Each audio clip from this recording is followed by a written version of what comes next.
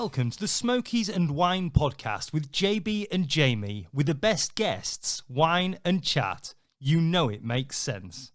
Sponsored by Clackenview Wealth Management, working with you today to plan for your tomorrow. Welcome to the Smokies and Wine podcast. With us today we have Fermer and Ewan Smith, Spoony, Arbroath's commentary team. Welcome, boys. Good to be here, guys. Thanks for inviting us. Brilliant to see you and brilliant to talk to you. It's been great so far anyway. It's going to get tastier. And a big shout out to our sponsors, Wine and Something, because we've just cracked open a Lighthouse Collection Syrah from Walker Bay. Well, that will do us, yeah. Thank you very much to those guys, yeah. And get on over to wineandsomething.com to see what they do. It's actually quite good. Yeah, it's a quality Cheers, wine. lads. Cheers. Anyway, it would be wrong to not kick it off with the whole reason you're here. We were hoping it was always going to happen. At the end of the day, it was a done deal. Arbroath's finest, the maroon and white, survival again, and the highest ranked part-time team in Scotland. Well done, Arbroath FC. Well done. Aye, superb. Great. I wasn't watching, my dad was watching it on TV and I couldn't watch it. So I was at home and I had it on the BBC and just you could see the clock ticking, 89, 99. Oh, it was no nails left, man. It was mental. Oh, you're right. It was like that when we were watching the game. Fermer, I've never seen Fermer so nervous at a game. I kept referring to it in the commentary. He wasn't himself. I could tell that he was almost possessed by this, nervous fan. He was sitting there all uptight. There wasn't the same like a coiled spring, let me tell you. Yeah, it wasn't the same level of banter or chat in the first half. He was really, really nervous, but. He came out to his own in the last few minutes when he had to shout out to Derek Gaston, but when Derek Gaston shouted over and asked how long to go, and he's telling Derek Gaston to do what you tell. I lost. I've never pretended to be professional, but I just lost. I couldn't be professional last night. I just could be fair on the fan. So it was. I was sitting there. I was struggling. What was the game like? Like as a game of football, was it one of those tense affairs? First 45 was absolutely awful. Probably one of the worst games. In fact, I've been messaging Derek Gaston back and forth to the goalkeeper, and he said there won't be any highlights, and I thought it was because he was talking about the social media blackout that we're having. So obviously the club's not posting until Tuesday. So I was thinking, oh no, the highlights will come out Tuesday. He said, no, I mean there won't be any highlights. And I said, I've just got... Not even Nicky Lowe's hair, he's got some highlights. What was up with his hair? Did you see it was waving about? Did you then go and saw it? It was blood about like a paper bag in the wind. That's true. I wish they Dick Campbell's hair anyway, to be fair about it. Yeah. And we had a game actually before, right? I'm just talking about Dick Campbell's hair, right? So before we started the proper stream where we've got the professional camera, and before Fermer came on board and up the ante and really made it something popular, we had Pixelot, which is a dodgy AI camera system which is supposed to track the ball, right? So it's set, so it's supposed to be this amazing system that every time the ball moves, that'll move perfectly and everybody will watch it and you don't need a camera operator. It doesn't actually work in practice though, because what it does is it then zooms in when somebody's got a bald head. So I was at a game, it was Arbroath Elgin at the start of the season, and it wasn't Dick Campbell, it was Ian Campbell, but it locked onto his head, so for about a minute or so all we were seeing was it tracking him moving up and down the dugout. Just thinking up and down. Yeah, so we actually had to and the operators behind the back, we had to actually get him to go and put a hat on so that we could actually get the action on the game. How did the whole... Would it be fair to say that Arbroath TV wouldn't have existed without COVID, or was that always the plan, do you know?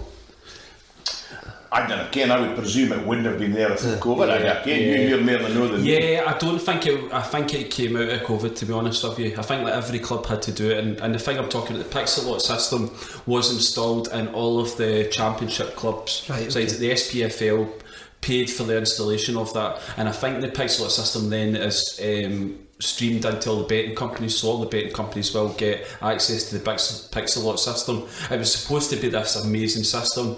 Arbroath discovered, and I don't know, I'm not speaking out of turn because Arbroath will accept this, they discovered about after 2 or 3 games that it was awful, you know, it wasn't good, but they were determined, and this is why I'm really impressed by Arbroath as a club. They were determined not to just accept second best and just put out a rubbish stream and just say to their fans, oh, it's all we can do, we can afford. They wanted to, right, how can we make it better? They were willing to invest money in a proper camera system, proper people to get back, and then they got Fermer on board, which was, for me, was a masterstroke.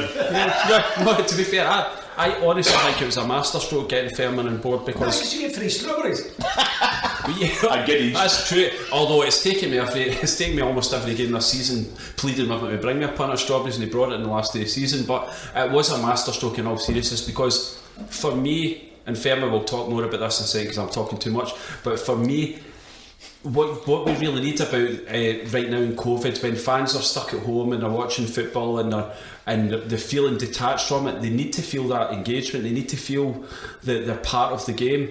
So we're not pretending to be Sky Sports, we're not pretending to be BBC professional, we're just football fans. And Fermer is a real football fan, and he's a real Arbroath fan, and the fans can relate to Fermer when they hear his screams and he's shouting, kicking over the microphone every time a goal's scored, you know, shouting at players when he's forgetting he's on the microphone, things like that. You know, fans can really relate, because that is a real... He's just chuffed he's getting in the ground. Yeah. He's not going to sound quite professional. But yes, I've got so much respect for him because he's a real football fan, and I think we've got it right, because other clubs are guys on trying to pretend that they're Clive Tildesley, or they're, you know, they're trying to pretend that they're somebody they're not. We're just 2 people being ourselves. Fermer's got the humour. I try to be semi-professional, but... You're Archie McPherson. Well, I don't know. Just Archie's dog. I did say Stramash once in a game, but no, I'm not. I'm nowhere near professional. I'm just a guy that's passionate about football. But Fermer loves Arbroath. Everybody knows him in Arbroath, and I'll let him speak, because I think I honestly, genuinely mean it. It's been a masterstroke getting him alongside me. How did it all happen then? Because even when you look on the website, it mentions yourself, but it mentions Craig that was going to be the co-commentator, and then obviously there is no Craig. It's all Fermer. Yeah. What happened? How did you get involved? First of all, you and then Fermer. How did they get in tow with you, other than just you being a massive fan? Yeah. Well, I've been covering Arbroath for about 10 years for the papers, for the Scottish Sun, the Daily Record. I've been a freelance football journalist for a number of years, and the club knew me already, and they came to me and asked me if I could do it at the start of the season. And originally it was Craig that started off with me. Craig was a Dundee fan. He loved football. He wasn't an Arbroath fan, and there was no issues there, and he was perfectly well, but he wasn't well one day, and it was a last minute thing, and I think Fermer then got the call, and the fans loved him after 90 minutes, so he's never been kicked out. I didn't care about loves me. For me it was pretty simple. I was working. Johnny Booth phoned. I genuinely thought he was wanting somebody to cut the grass or something. He says, "Are you watching the game today?" I says, "Aye." He says, "I'll be logging on for it later on." And he just says, "You couldn't do us a favour, could you?" And I says, "What's that?" And when he said, "Come down and help the commentator," I went, "Oh, I don't care." Well, make the tea or something. I says, "I don't care." And I says, "That's no my kind of scene." Like, I says, "I'm no fit for that." I says, "I don't hear enough starts or anything like that."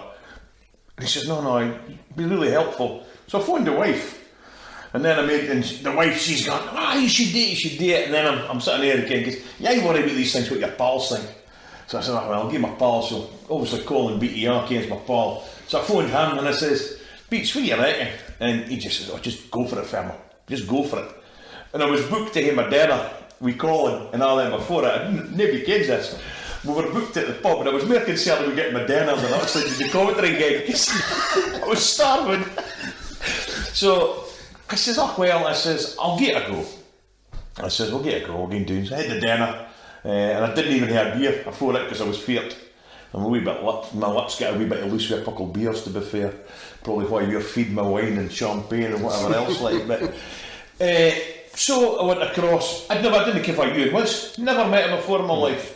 Didn't care who he was. And that's been one of the highlights, to be fair. I know meeting you, but one of the highlights is how we've actually gotten on quite well in the commentary. so what you were there, and well, the rest is the rest. I think the first game was against Dunfermline, I think, was it? Was it Dunfermline? Were you nervous? Were you nervous then, your first game? Because it must, you know, there must have the butterflies and things like that. I was dead nervous. Like I was going to say something else there, like that day. I've never seen that dynamic of somebody like so professional in their job and then somebody else is just there for the fun and the crack. I've never seen that, JB. What about you? It could catch on. I think it could catch on. You should watch us. I'm trying to work out the professionals. I mean, I've seen your meme the other day about the professionals, and it was the only one could be Dick Campbell surely in that professionals meme. But yeah, no, we're not professionals. We're just normal. But as Fermer says, I mean, I think people think that we've known each other for years because we do bounce off each other really well, and we seem to be on a similar wavelength a lot of the times. I mean, Fermer cracks the jokes, and I try to give a run of play. You know, it's obviously a very skeleton run of play that I'm providing, but we do bounce each other, and I really like Fermer's sense of humour, and I think it works. I didn't try to be funny actually. I mean, that's one thing. I done somebody says to me, oh, you need to say this and you should be saying this. Listen, I've been doing it to watch a football. If something comes in my head, I'll say it. Sometimes I'm halfway through saying it and I have to stop and go, oh, can't I, Fermer?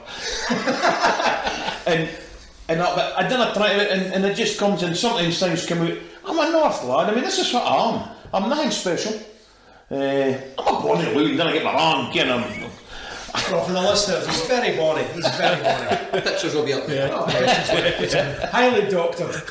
But I don't hate to be like it's not so much airbrush me like as But it's cool that like you're a true fan. That comes across. That's pretty cool. I think so. I mean, don't get me wrong. There's boys been supporting Arbroath a lot longer than me. I mean, I've been in Arbroath now for 20 odd years, and I am a fan of local football. I'll be at occasional close games. I supported Aberdeen. I followed Aberdeen, man and boy, because they were my local team.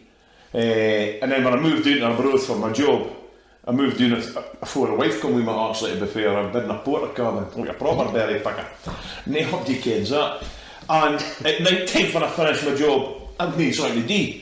And you can't drink 7 nights a week. Well, I suppose you can. But get a good crack. I went down there and it was winter time. I was just coming into winter time and there was some games that was being, it was obviously so it was August. January, February, there'd been a few games cancelled, so I was doing watching. I just went down to watch Arbroath. The boy I worked with at that time, he used to gang there, so I went down with him. He stopped going, I continued going, and that's kind of far it went. So how long ago was that then? Well, I moved down to Arbroath in '98, so it would have been then. I watched them. Started watching them myself to start with, and then trying to mind for my pal started at Angus soft fruits. Oh, there's a pun, by the way. I'll get that up there, like berries for Angus soft fruits. But Colin, he worked there, so I got the kid Colin, and we started going to football. We started going to away games ourselves. We took a week about, you care, and it was fine. And then we taken the bold move to getting in the 30s bus, and that's where we found alcohol. I'm sure you found alcohol before then. But so that's kind of how I started following Arbroath. Arbroath were in the bottom division then, yeah? Oh, we were real doing like. But you're on the supporters club as well, though, aren't you? Well, I'm chairman. I mean, there's other folk again. Does it? I'm going to say I didn't run. I don't run now. I'm just the figurehead. No, I mean we're part of a committee with there's half a dozen or so us run the supporters club, which I think is a great thing. So we organise buses. What else can you do as a sports club? We do a wee bit for charity. We give money to the club and we help out. Just generally help out. It's a good thing. Like, don't get me wrong. I mean, task's a good thing. Does being in the commentary box entitle you guys to go to the away games, or is it home games only? For me, it's home games. Yeah, technically, probably no, but I do get to the away games because I've been working as a journalist as well. So while I'm at the game, I'm doing the commentary. I'm also doing match reports for the Sun or the Record, or have been doing until recently. I've now taken on a full-time job, as you know, working with DC Thompson. So last night, for instance, I was doing the commentary, and then after the game, I was being antisocial and being in my wee cabin stuck up in there. A cupboard. But yeah, I was stuck in a cupboard. Yeah, I actually got almost locked in the cupboard. But I'm battering away in the keyboard to send a report to the Courier. So it's quite stressful doing that. But Fermer, honestly, you know, he puts himself down an awful lot and says, he's just a football fan, he doesn't know anything about stats and everything, but the amount of work and preparation that Fermer will put in before a game is enviable, what he does, you know. I mean, he'll look up stats and everything. He normally gets them right, apart from the time where a few games ago against Ayr United, when he's reading out all these stats in the middle of the game about the referee Alan Freeland and everything like that, and telling us he's booked so many players and sent all players, until I waited and I said, Alan's not actually the referee of the day. I mean, we know from doing this the amount of preparation and research that goes into doing a podcast. Exactly. But how much time does it actually take for you then pre-game? For me, it's quite a lot. I don't have very good memory for things. I got memories alright, but no good for that kind of things. I kind of mind games and players and scores and that. So I would go on. A typical week for me would be on a Sunday. It's a Sunday night where I would start for the thought if I was doing it. So I'd open up my laptop and I'd just Google for our playing. So first thing you do, I'd refresh myself for the league position West, and I'd put it doing that. I like that in big stats, big letters you can. Big letters, so I'd do that. I would say Sunday night I would maybe have a couple of hours. And then through the week, I actually found it quite relaxing. I've got a good job, but it can be quite stressful at times. And I'd come home at night. Luckily, I'm at an age for the wife and me's got quite a good relationship, so we don't hate to be speaking to each other all the time. You don't speak, same as Hardy. You can. So I would maybe do. I'm not again. I would just do it. I would be sitting there and I would be looking up at. Then I've taken a thing for referees, as you mentioned, because I just try to be something different. As I said, I'm not trying to be. Well, he said Clive Tilsley, but I'm not trying to be Archie McPherson, Arthur Munford, or any of the guys, Jonathan Sutherland. Although the wife likes his voice, I don't know what it is like. No. So I had all these stats and I would find out about it, and I just decided that I wanted to find out something different about the tune that we were playing. So that was my two things, referee and find out something about the tune I was playing. And luckily when I was a younger loon, I had a lot of drinking out of the country, so it was quite good. You're able to mention all the bars that you've been to as a fan as well, and the fans absolutely love that though, because we've got the hashtag Lacties at Home, and we tweet in and we ask them to mention things, and they often come back with us and they like the references to the local bars, don't they? We had the Rafe Rovers one when you were talking about the nightclub. Was it Jackie O's or something like that? Jackie O's. I couldn't mind the name of it, and somebody said Jackie O's. I think that's it. That's the next I'd been woke up the next day in a car, if I remember. But anyway, different story. So that's pretty much. I would say probably in a week. You ain't saying it's a lot of hours, but probably 5-6 hours. But it's nice. I'm never good at laying stuff out, but when you're sitting, you boys came, you're sitting looking at this, when you're trying to follow a football match, Ewan's very good at it. And I'm not into this love-in, but Ewan's very good at it. I lose a sense of reality when I'm watching the game. Again, let's just say David Gold picks the ball up. I forget what I'm speaking about. I forget that I'm supposed to be saying, oh, David's got the ball, and you know, say, what do you think? I said, it was a lovely cross, wasn't it? You get, no, me. Somebody cites I'm doing, I'm like, say, what are you doing, man? You can. So I lose sense of that, but it's good. I've enjoyed it. It's good fun doing the research, but I can't compete with these guys. How do you research on the other team? Do you know, in all seriousness, that's what we focus on. We don't actually, because we both know Arbroath really well, we spend the whole week focusing on the opposition. That's exactly what we do. We don't do any research. How can you recognise? Do you have to look up? Obviously, there are pictures online to recognise. Well, that's Ewan's strength now. Just tell you there is a bit of that, but I'll be honest. I'm very good at reaching out to people, you know, and I'm very good at picking out and saying, right, I'm going to find somebody that covers them every week and get in contact with them and see if they can give me information. And I have to say, I found that particularly in the Championship level, the commentators or the people that report on them, they've nearly all been really helpful, and I've reciprocated the help as well. You know, I've gone back and they've asked for all the stats and all the information about Arbroath players, and then I've provided that. But there's been almost a commentators union over this season, because all the teams have been thrown in this together. Absolutely. There's guys like me and Fermer all over the country, you know, that have never done it before in their life. I've never commentated in a game. I've done the sports journalism, but it's the first time I'm behind a microphone, and we're all in it together, and we're all helping each other out. And I've got the utmost respect for anybody that does it. Now we've been lucky because we've had quite a lot of praise. Okay, we've had criticism as well. We've probably, on the balance of play, we've had more praise than criticism, which is great. But I have seen some commentators in other clubs that have absolutely pillared, you know. Really? Yeah, absolutely pillared, you know, left without a name. And I feel really sorry for those people because I know how much they're putting into it and they're not getting anything back, you know. So because we're here speaking about us, I've went for personally, first game against Dunfermline, I didn't say to Johnny Wood, I came nothing about Dunfermline. Came for it is. I came to speak about Stephen, and that's about it. I went for calling them number 23, number 7, to Queen of the South, and able to pronounce the boy's name. That's how I've kind of moved on. I'm quite proud of it. I'm glad you brought that up because what I was going to mention about the amount of work that Fermer puts in, I've seen it progressively get more and more work every week as goes by, because the first week when they appeared at Dunfermline he had a little napkin with his notes and stuff like that, and it's not even a lie, he pulled that out of his pocket. I went, alright, that's not really going to help much. The next week one screen appeared, and then after that, and after about 4 games he was literally pulling laptop out here, laptop there, oh we'll see the game over here, and I've got the stats over here, and I've got this to check the Twitter feed, and I'm like, oh god, it's like Sky Sports here, you know, it's like screens everywhere. But he puts himself down, but he puts so much effort into what he does, you know. It's not just a case of him turning up and making jokes on a Saturday. He's actually putting real effort in advance, and it pays off. That's brilliant.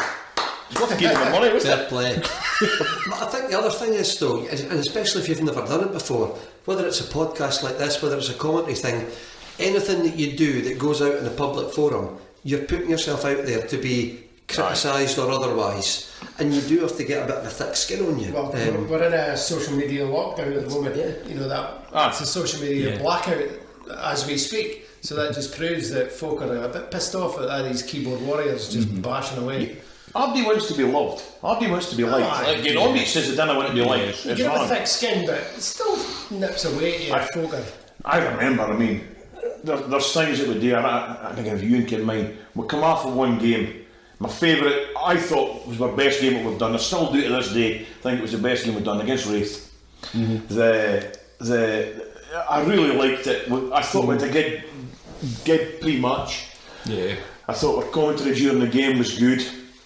Let's not kid, Ewan does a great job with the commentary, and I thought that we mixed really well that day. The Arbroath chairman, the Wraith chairman even came up. He was against his wife had been listening to him. They were loving it. And then the second half, the Wraith chairman actually said he didn't even see too much of the game because he was too busy reading his wife's WhatsApp messages. And then we come off of it, and I went home at night, and the wife says, "Oh, that was really good today." Because even my wife's tuned out to watch, and they just because I'm there, she's team. That real thing for Arbroath and Mark Watley, I think it is, but it doesn't matter. And then we were absolutely hammered and playing ball. For a while, it was you that was getting it, and then it was me. And then it was both of us, and you get yourself. These boys are no understanding what we're trying to do, so that was difficult. Yeah, on Pie and Bovril, the forum we were talking about earlier on, it's like that day Fermer got absolutely hammered. They were going on about sexism and things like that, and I really felt for him because he was making jokes. It's not sexist. They were wanting me to pay money till a woman's refuge. Now, you can say what you like. I can remember what I said, and it's in no way sexist. I said, there's a lot of women at home cannot wait until Fitbuzz back so that they get the house to themselves and get rid of their men. I mean, if that's sexist, I'd be as well shutting up and no speaking.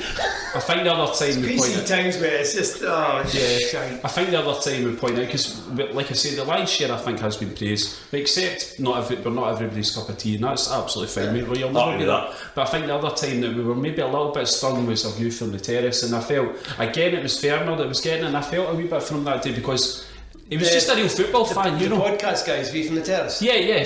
So we were at the Queen of South game.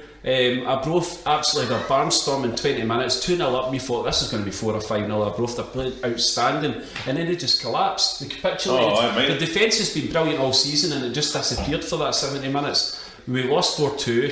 Fermer at one of the goals has gone crazy about it being offside. He forgot he was on the microphone again. That's real offside, man. What's going on here? What the hell happened there? That's he saying. And so that appears, that goes viral on the internet. The guys for View for the Terrace pick it up, and then we feature on a View for the Terrace on the Friday night. I think this is great, and then you get to the end and they're saying, oh, it's just great to see somebody that's Big-headed. Big-headed, get egg in their face, and I'm thinking, the one thing I would never ever level at Fermer is that he's big-headed. Where'd you get that from? He's the most down-to-earth, he's got no ego, he'll do anything to help anybody, and I really felt for him that night, because that wasn't right, it wasn't fair. Have they apologised since? A couple of weeks after that, somebody says, the steward says, oh, what's the boy's name? Is it Craig Telfer or something? Yeah. He says, oh, the boy about viewing the terraces here. Luckily, we're in COVID. I was about to say, he came, did he not come and do the... was that Luckily, last season maybe? COVID, you've got to wear a mask, so I didn't recognise him. I feel like I would have 390'd him.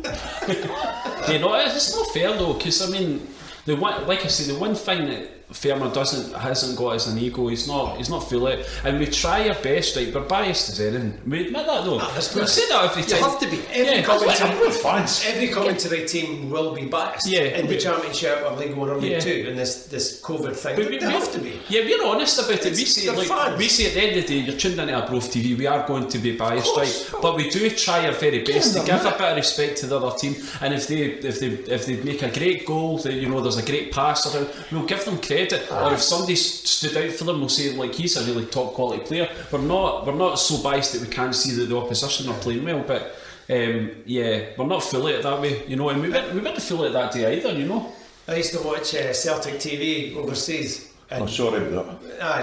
I'm a Celtic fan, but the bias is unbelievable. The commentary team. Yeah. You think, well, but that's Celtic TV. Well, that's what you want. Of course it's going to be like that. You're not going to come in there as a Rangers fan and go, this commentary team's pish. You're going, that's Celtic TV, mate. It's like you're saying, it's Arbroath TV. But we're focused on the negatives there. Slack, We're focused on the negatives there, to be fair. Yeah. And there has been more love. I mean, we've got one of our regulars. She watches the telly from behind churning the pillar. We've got guys She's tuning the pillar, Emma Wiley. I'm glad you managed to work it with yourself. I'm just thinking, is she really watching the telly? Yeah. When a guy last night made his wife pregnant when he was listening. Oh yeah, we got mixed. I was fair chuffed at that, like silver-tongued Fermer. Emphasis on silver. He made his wife pregnant whilst listening to you. Oh, well, that's what I thought he said. You read down there last night. We read down last night. What he actually said, his pregnant wife made him do something. He read down. It's good enough for us. You read out in there last night and I said, so there's Fermer, even your commentary, making babies up and down the country, you're not asleep. Fair chuffed I was like. You're like the Barry White of football. I'm the same size.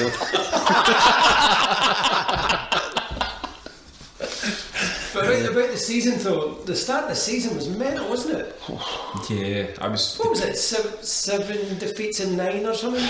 Yeah, it was quite depressing because they played so well the season before. They were outstanding the season before. And that got chopped, didn't it? Yeah, there was very few. I covered most of the games as a reporter for the papers, and I was feeling an enormous sense of pride in the first season in the Championship because I'm watching them thinking, here's guys here that I was expecting to come up to this league and get battered week in, week out.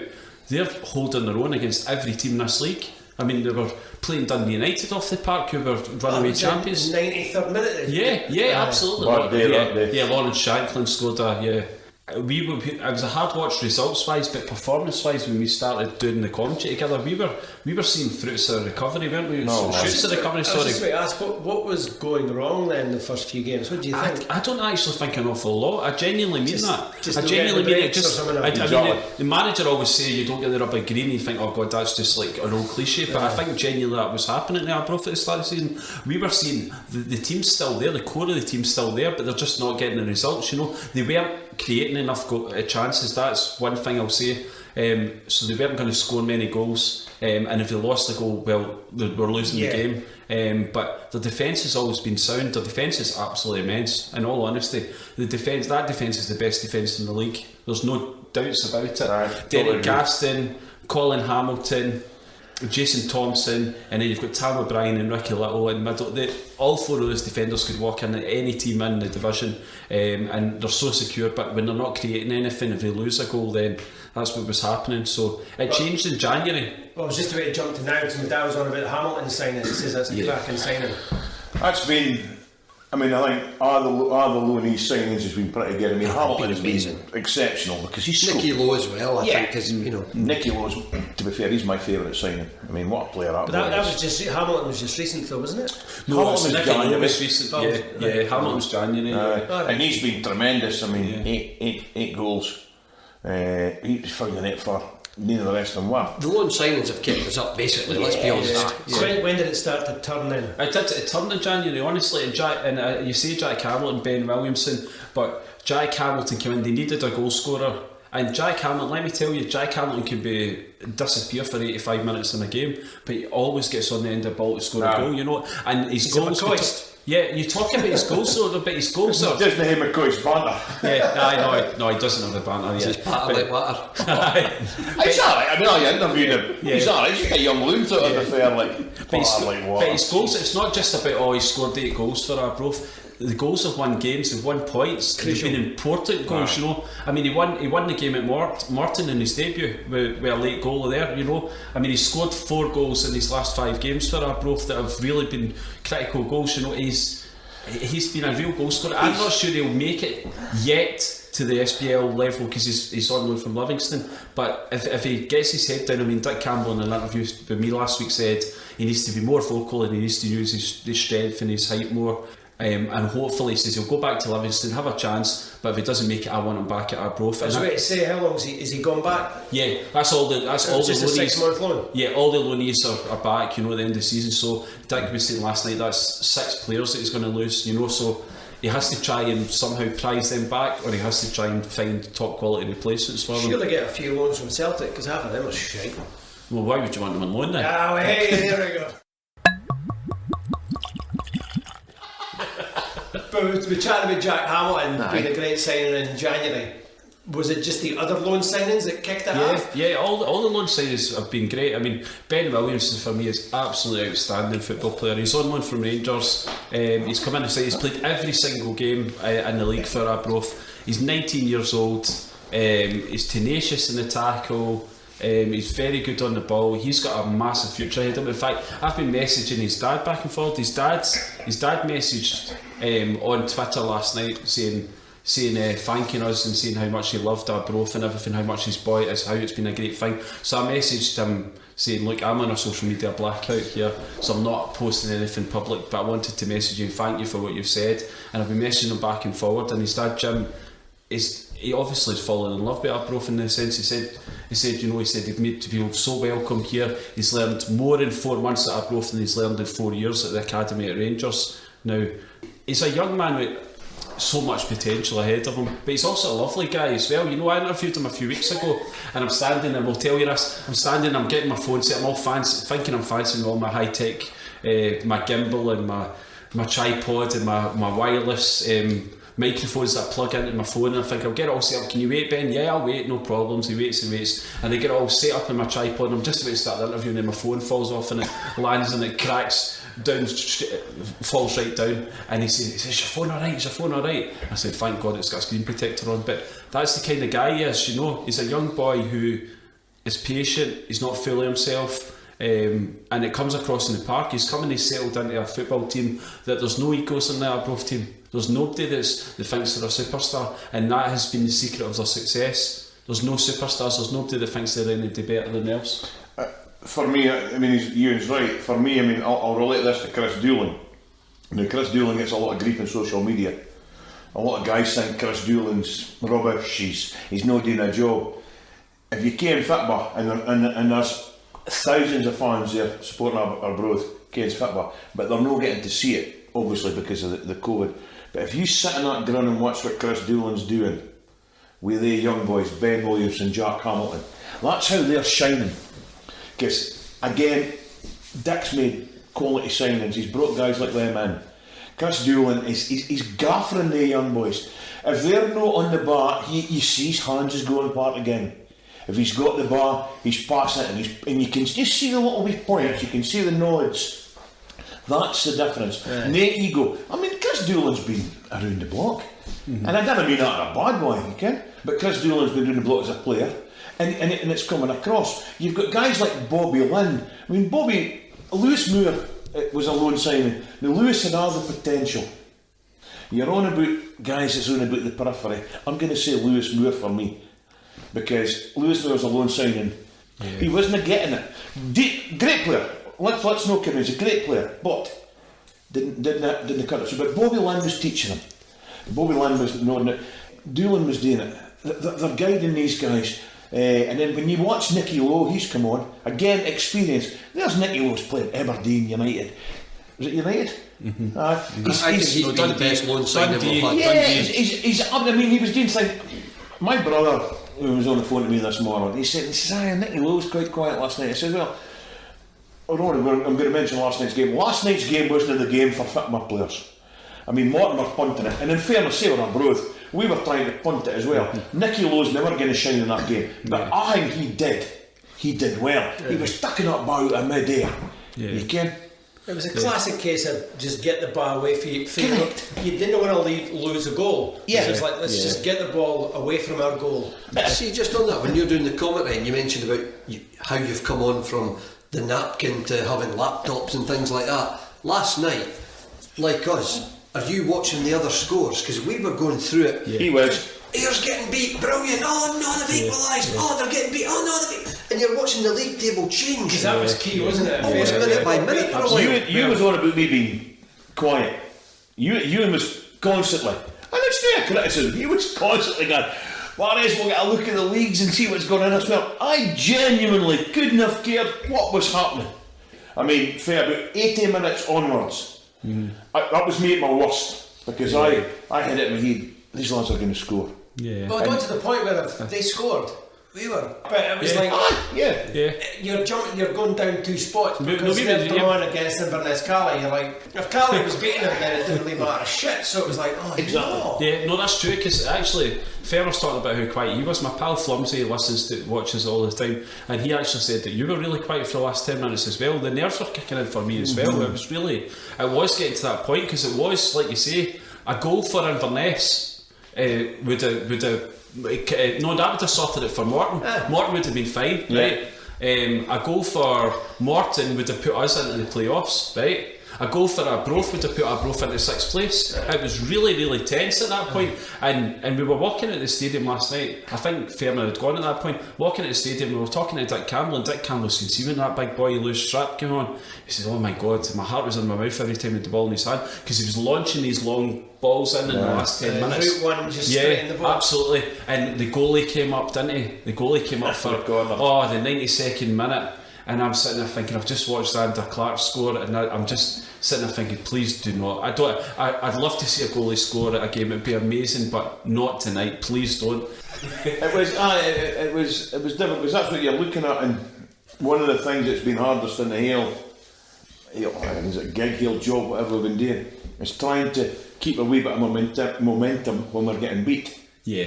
And that's quite tough. Again, you're 4-2 doing against Queen of the South. We're still having to be upbeat. The Queen of the South commentators are sitting in front of me.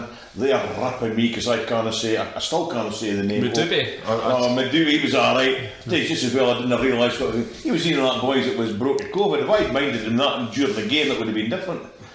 But what was the other boy? One Obalai or one eye or something. I can't remember his name. So, are you Obalai? That's it. I genuinely struggled with his name, but the boy Finlay Jack in front of us, he was trying to keep us right in here. But it's very difficult keeping it upbeat when you're getting beat. Yeah, but getting pumped's even harder. Fair when you say that about names. I'm just thinking about Queen of South. That day they didn't have their best player, who's called Norty. That would have been a good one for you. We did a bit of banter with him if he was playing. He was injured that day. That's one thing I have struggled with, is names. And you in my job, I'm dealing with Eastern Europeans, and they've all got different names. Andy's got different names, that's not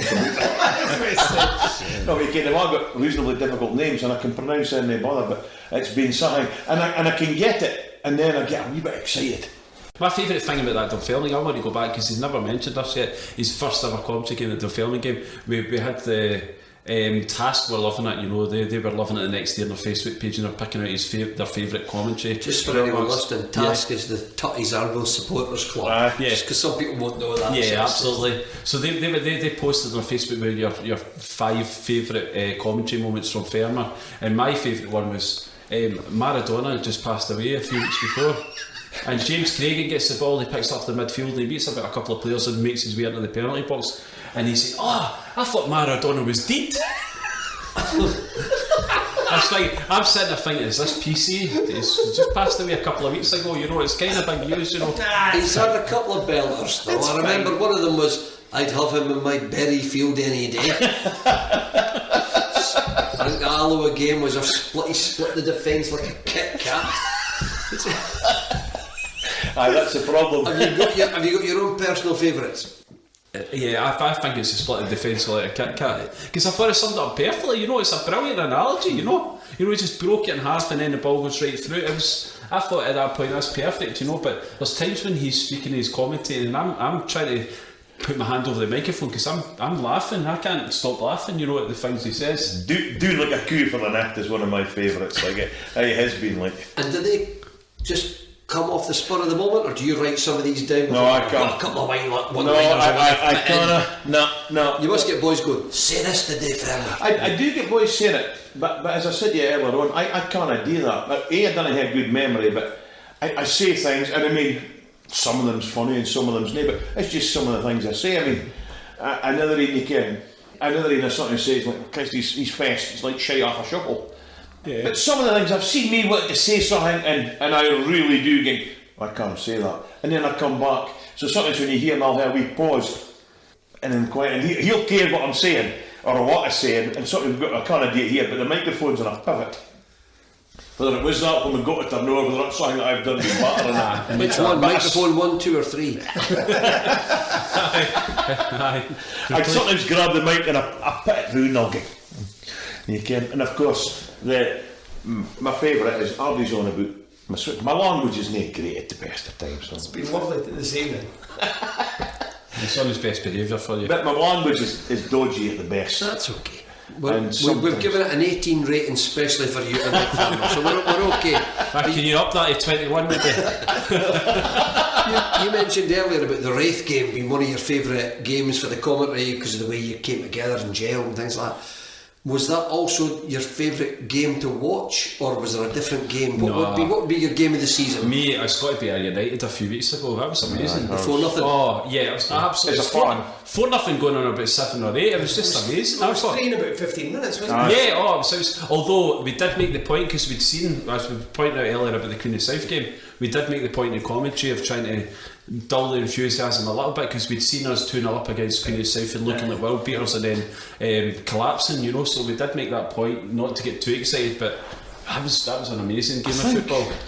That's the game for me. That's the game that has secured their safety. Well, that's got the season in it, doesn't it? That's the season. It's like, that's the game against one of your closest rivals. Yeah. And the world had collapsed for all the people there, you know, behind it. They were, you know, all the, because we've got the officials and everything in front of us, and it was like the world had ended for them that day. Yeah. We mentioned earlier on about the commentator.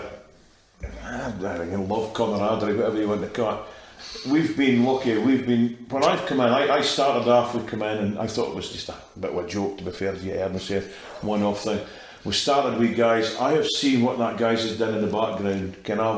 With Ian and the camera, Marius nothing in the back, Daniel, what they've set up, and it's been absolutely fantastic. So when we're speaking about team and things we've done, and Ewan's on about what I've done, I can't at Ewan, there's a lot of research on it as well.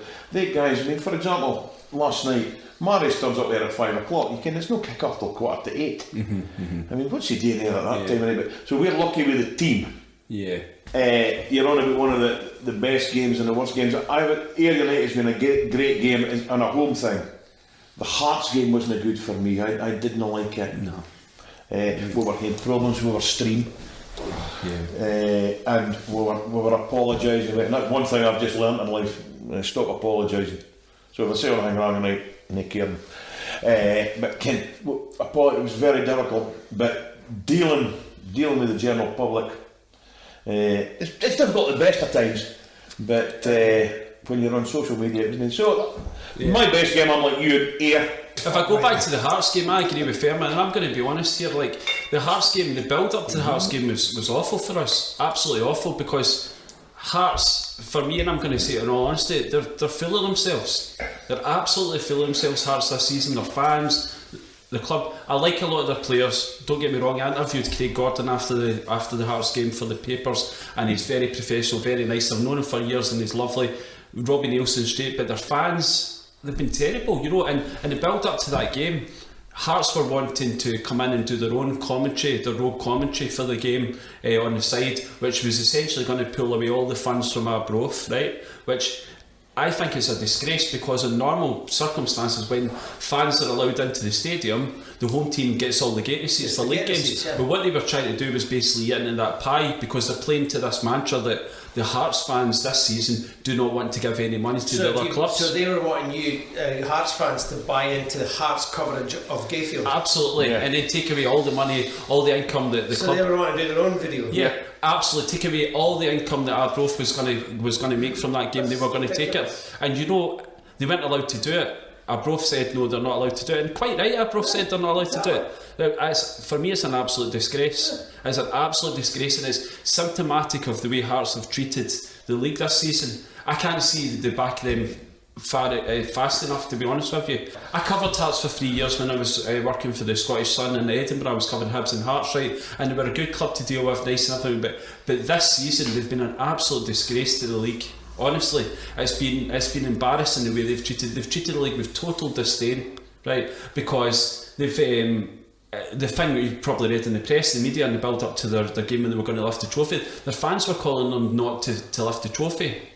They didn't want them to lift the trophy because well we don't want to win this league, you know. We're well, it all stems back to the fact that they were relegated last season. So they were trying to do a wee protest and not lift the trophy. Well, when they were relegated last season, when it was a vote to curtail the season early, and Hearts felt they still had a chance to league, but they were bottom of the league at that point, so unfortunately they were the team that were punished for that. So they've treated every team in the league with disdain, apart from Inverness, because Inverness voted for the leagues to continue. So Inverness had a virtual game against them where they sold 10,000 tickets because all the Hearts fans bought in. But the Hearts fans have intentionally not given any money to any club going forward. I'm not saying every Hearts fan, but a large majority of them.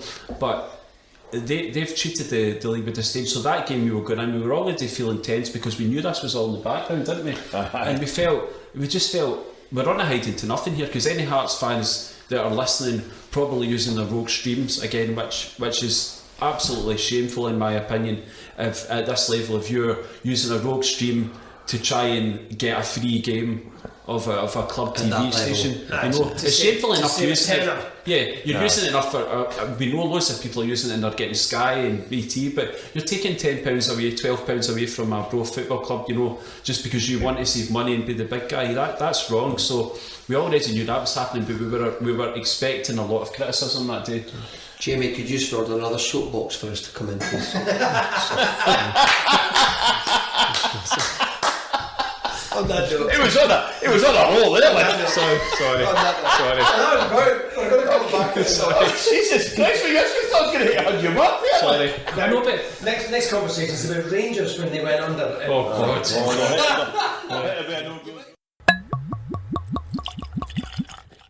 We've spoken about Hearts, but let's get back to Arbroath. Let's talk about the highlights of the season for you guys. We did want to do a bit of an awards ceremony. The first award that we want to give out, and it is so begrudgingly, but it has to go to Fermer. We had a bit of a prediction league going on over the past couple of months, and unfortunately for us, there's only 3 teams in it. We've came mid-table, so it's respectable. Fermer, fair play. You've came top of the league. That's why you've got the champagne. The pitch will be out. Everyone will see it. Ewan. Shocking performance. And you're the professional journalist and tipster and pundit. I was just living up to my name. My nickname's Spoony, so I just thought it'd be a bit of banter if I deliberately got the results wrong. What's the excuse I have ever heard? Spoony? Because he always gets the wooden spoon. Okay. Joking apart, well done, Fermer. Cheers, guys. Unlucky Spoony, and mid-table mediocrity. We'll accept But it was, let's just say we came second. We survived. We want to do a few awards. So first of all, for you guys, we're going to keep out of this now because you've lived it, breathed it, commentated on it. What about Player of the Season for you? Well, it's no secret. I voted for Ricky Little in the Task Awards. I think he was superb. So it would be remiss of me not to vote for Ricky Little. But I would like to say, I thought Dale Hilson's been superb for the season. So Ricky Little, Dale Hilson. So he's your man of the year. Player of the year. I feel bad because it sounds like I'm copying and I'm looking at his notes, but in all honesty, it's Ricky Little for me as well, right? Yeah. And Ricky Little epitomises what I'm talking about earlier. What I wanted to say earlier about an Arbroath player is they need something more than just the talent and the ability in the ball. They need that attitude, that 100% application. He travels up from Arbroath, dedicated pro, just gets on with his job, does his job, and he's determined. And I tell you, we saw a tweet on the Arbroath FC official page. It's Ricky effing Little, because we saw the GoPro. There was a GoPro pitch.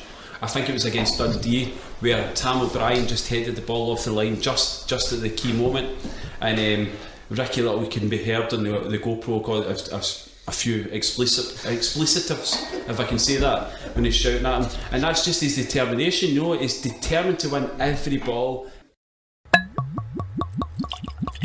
Mind Davy Cooper. Aye. Davy Cooper, I mean, he was a class player, and he wasn't always involved in the game. 5 minutes would win you the game. Bobby Lynn's like that. And I'll tell you, my players look at Gav Swanky. Yeah. Why I want to speak about football, I might.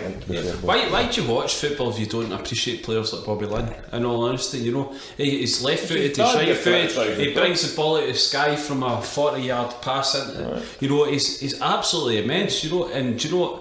He's a character as well, he's a brilliant character, absolutely brilliant. We had a Christmas video with Bobby Lynn that went out to all the fans, right, that was made by Manius, or Technical Guru. I want to give him a plug because he, as earlier as Fermer said, he's been immense behind the scenes. So he filmed this, and they're just asking him to give a Christmas message to everybody, all the fans and everything like that. And Bobby Lynn comes in with an American accent and everything like that, doesn't he? Puts on an American accent to everybody and points out to him.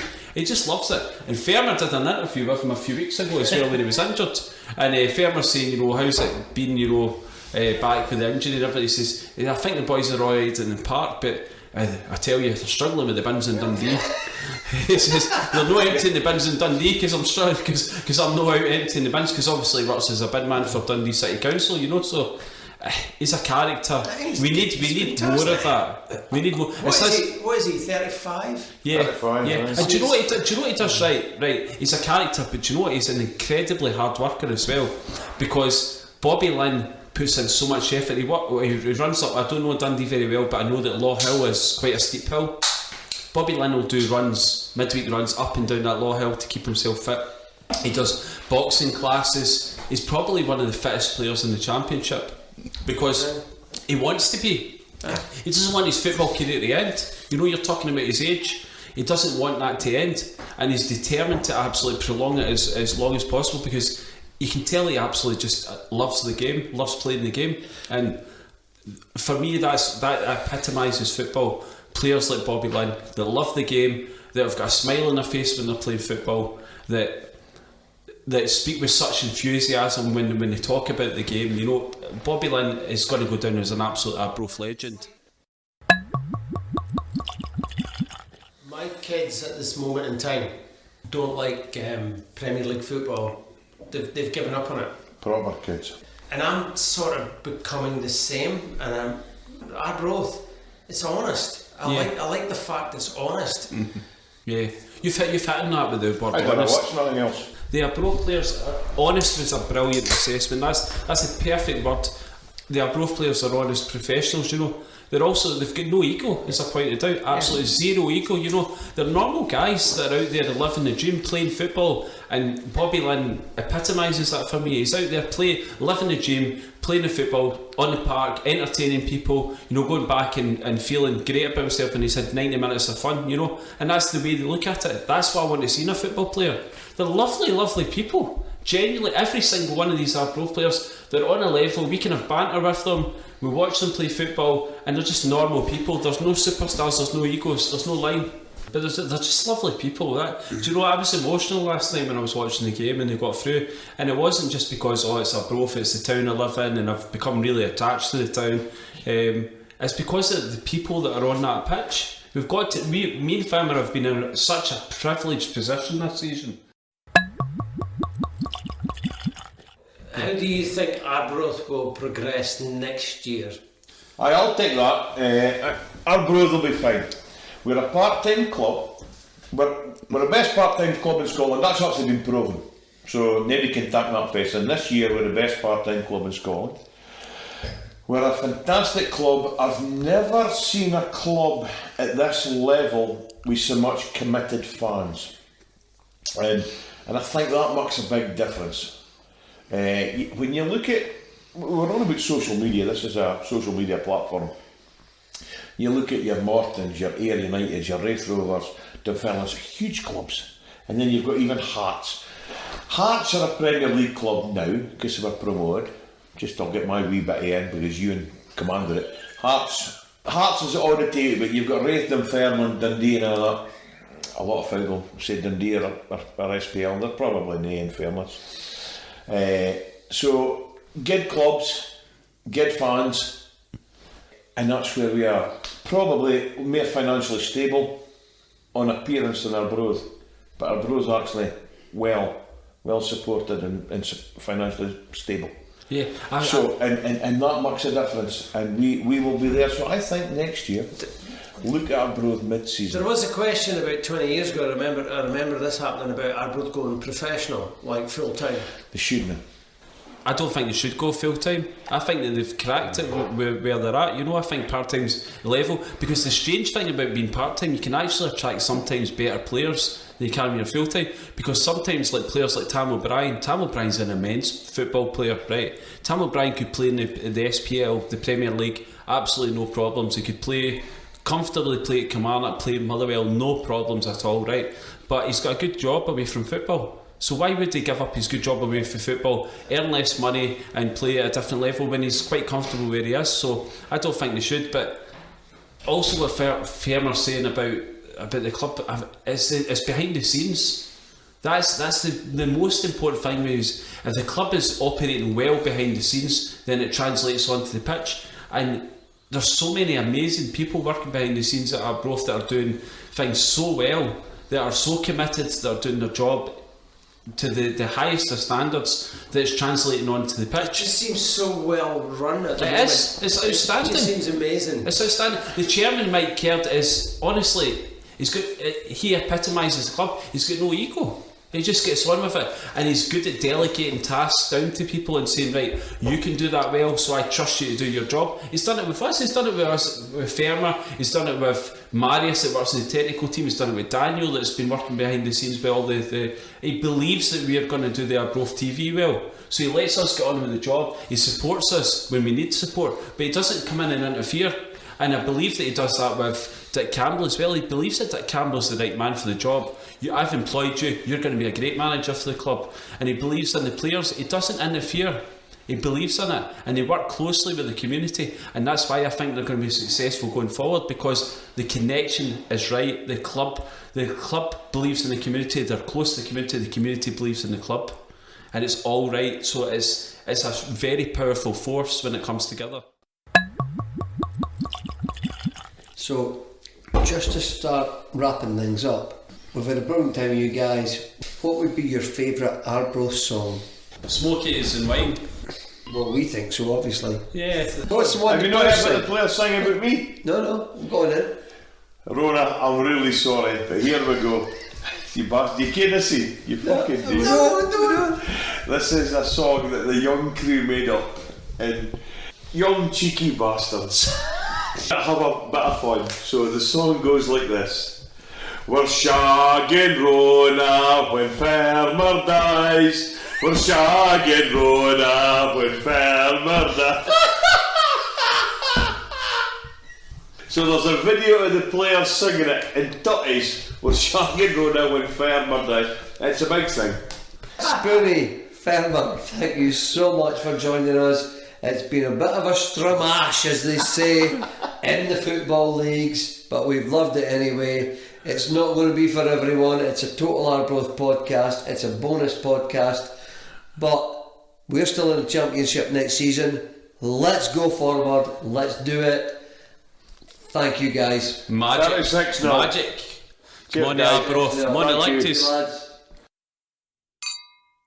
You've been listening to the Smokies and Wine podcast, sponsored by Clackenview Wealth Management, working with you today to plan for your tomorrow.